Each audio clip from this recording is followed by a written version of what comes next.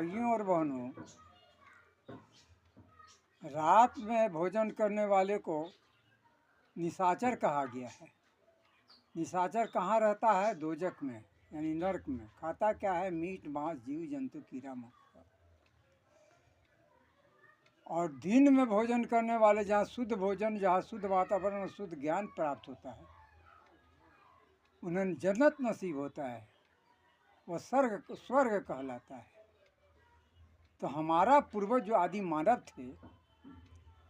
पहले कंदराओं में और गुफाओं में रहते थे, और प्रकृति में हलचल के कारण जो अग्नि पैदा हुई, उसे देखकर वो आविष्कार के तरफ बढ़े और पिंड और अग्नि का जो है पूजा करने लगे। धीरे धीरे जब उनकी आबादी काफ़ी बढ़ गई, तो उन्होंने रहने के लिए आश्रम, कुटिया और पूजा करने के लिए मंदिरों का शुद्ध स्थान का चुनाव किया, जहाँ पर शुद्ध हवा 24 घंटा मिलता रहे, जहाँ पर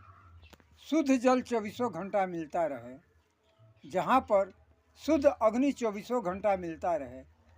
जहाँ पर शुद्ध मिट्टी 24 घंटा मिलता रहे, और जहाँ पर शुद्ध अमृत वायु यानी प्राण वायु 24 घंटा मिलता रहे। और पूजा के लिए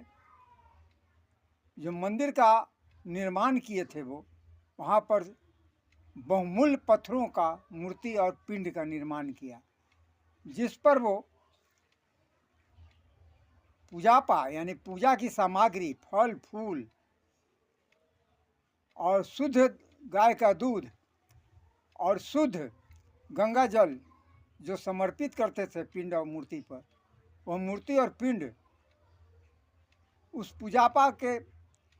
को चढ़ाए हुए फल और फूल को और गंगा जल और दूध को ग्रहण करके पचा करके जो विसर्जित करते थे, तो पूजा करने वाले उसे मुख्य ज्ञानेंद्रियों के द्वारा और अनंत ज्ञानेंद्रियां, जिसमें रोमा और बाल जुड़ा होता है, एरियल का काम करता है, उसके द्वारा शरीर में ग्रहण करके मानव जो है पचाते थे और विकार को बाहर निकाल देते थे, और जो अमृत जो उनके शरीर में बनता था वह उसमें खून में मिल जाता था, जिससे उनकी